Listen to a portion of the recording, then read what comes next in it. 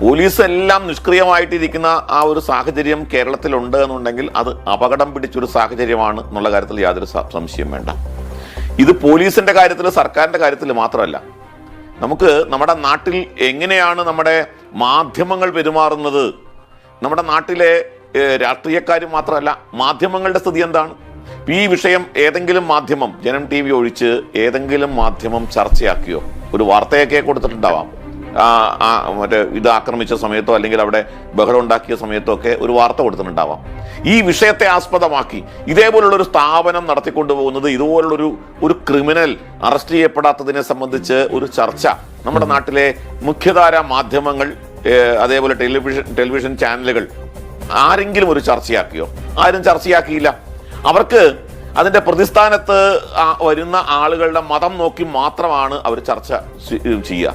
അവിടെ ഹിന്ദുക്കളാണ് എന്നുണ്ടെങ്കിൽ, പ്രതിസ്ഥാനത്ത് ഹിന്ദുക്കളാണെങ്കിൽ ഈ മാധ്യമങ്ങളൊക്കെ വൈകുന്നേരങ്ങളിൽ പൊട്ടിത്തെറിക്കും, ചർച്ച നടത്തും, അലറി വിളിക്കും, ഒക്കെ നടത്തുന്നത് നമ്മൾ കാണാറുണ്ട്.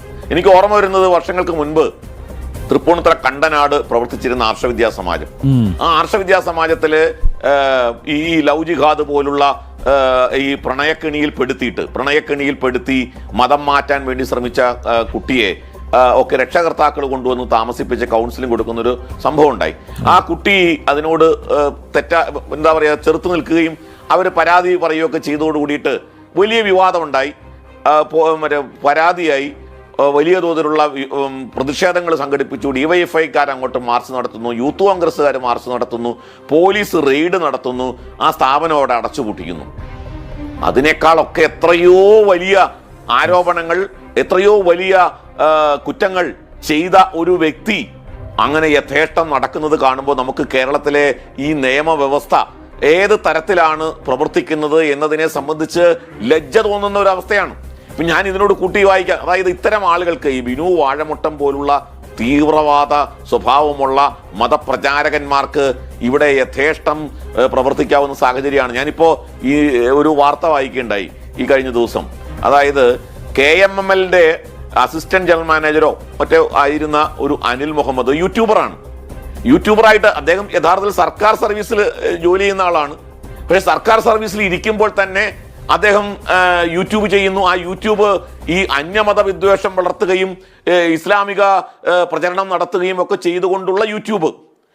അങ്ങനെ യൂട്യൂബ് ചെയ്ത അനിൽ മുഹമ്മദ് ക്രിസ്തുമത അധ്യക്ഷന്മാരെയും സന്യാസിമാരെയും ഒക്കെ നിരന്തരം അവഹേളിച്ചുകൊണ്ടുള്ള യൂട്യൂബ് ചെയ്തു. അങ്ങനെ ഒടുവിൽ 2024 കൊല്ലം ബിഷപ്പ് പോലീസിന് പരാതി കൊടുക്കുകയാണ്. ആ പരാതിയുടെ അടിസ്ഥാനത്തിൽ അന്വേഷണം നടത്തി. ആ അന്വേഷണത്തിൽ ഇയാൾ ഗുരുതരമായ കുറ്റം ചെയ്തു എന്ന് കണ്ടെത്തി ആ അനിൽ മുഹമ്മദിനെ സസ്പെൻഡ് ചെയ്തു. അനിൽ നമ്പ്യാരെ മെയ് 15-ാം തീയതി മറ്റായിരുന്നു VD സതീശന്റെ ഗവൺമെന്റ് അധികാരത്തിൽ വന്നത് അല്ലേ?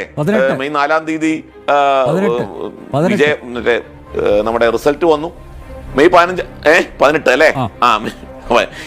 മെയ് 29-ാം തീയതി നിങ്ങൾക്കറിയോ? മെയ് 29-ാം തീയതി ഈ 2 വർഷക്കാലമായി സസ്പെൻഡ് ചെയ്യപ്പെട്ട് ഇയാളെ പിരിച്ചുവിടണം എന്നാണ് വ്യവസായ വകുപ്പ് സെക്രട്ടറി റിപ്പോർട്ട് കൊടുത്തത്. ഇയാളെ പിരിച്ചുവിടണം എന്നാണ്. അത്രയും ഗുരുതരമായ, കാരണം വേറെ ഒരു ഗുരുതരമായ കുറ്റങ്ങൾ ഇയാൾ ചെയ്തിട്ടുണ്ട്. വിദേശയാത്രകൾ നടത്തിയത്, അവിടെ നിന്ന് സംഭാവന പിരിച്ചത്, ഇങ്ങനെയൊക്കെയുള്ള നിരവധി കുറ്റങ്ങൾ ചെയ്ത ഇയാളെ ഇപ്പോൾ തിരിച്ചെടുത്തു എന്ന് മാത്രമല്ല അയാളെ പ്രൊമോഷൻ നൽകുകയും ചെയ്തിരിക്കുകയാണ്. ഇയാൾ KC വേണുഗോപാലിന്റെ ഒരു ശിങ്കടിയാണ്, എർത്താണെന്നൊക്കെയാണ് പറയുന്നത്. അപ്പോൾ KC വേണുഗോപാലിന്റെ ശിങ്കടിയായിട്ട് ഒരു ഇസ്ലാമിക മത തീവ്രവാദി നടത്തിക്കൊണ്ടിരിക്കുന്ന പ്രവർത്തനത്തിന് എല്ലാവിധ ഒത്താശയും സർക്കാരിന്റെ ഭാഗത്തുനിന്ന് ചെയ്തു കൊടുക്കുന്ന സാഹചര്യമാണ്. എന്തിനാ ഞാൻ പറയുന്നത്? ഇത് സംഘപരിവാറിന്റെ ആരോപണമായിട്ടല്ല. ഈ മറ്റേ ജംഇയ്യത്തുൽ ഉലമയുടെ, സമസ്ത കേരള ജംഇയ്യത്തുൽ ഉലമയുടെ പത്രമാണ് സുപ്രഭാതം. ആ സുപ്രഭാതം പത്രത്തിലാണ് ഇയാൾക്കെതിരെ വലിയ ആരോപണം ഉന്നയിച്ചുകൊണ്ട് വാർത്ത വന്നിരിക്കുന്നത്. അപ്പൊ നോക്ക്, അവർക്ക് പോലും സഹിക്കാൻ പറ്റാത്ത രീതിയിൽ. അപ്പോ ഇത്തരത്തിൽ മത തീവ്രവാദികൾക്ക് കേരളത്തിൽ യഥേഷ്ടം പ്രവർത്തിക്കാനുള്ള സാഹചര്യം നിലനിൽക്കുന്നത് അങ്ങേയറ്റം അപകടകരമാണ്. ഇപ്പോൾ ഇവിടെ നേരത്തെ രഞ്ജിത്ത് രവീന്ദ്രനും അതേപോലെ നമ്മുടെ അരുണും വക്കീലും ഒക്കെ പറഞ്ഞത്, അതേപോലെ ആ രേഖയും ഒക്കെ പറഞ്ഞത് കേൾക്കുമ്പോൾ ഇത് കേരളമാണ് എന്ന് ഈ മസിൽ പിടിക്കുന്നവരോട് നമുക്ക് പുച്ഛമാണ് തോന്നുന്നത്. അനിൽ നമ്പ്യാർ.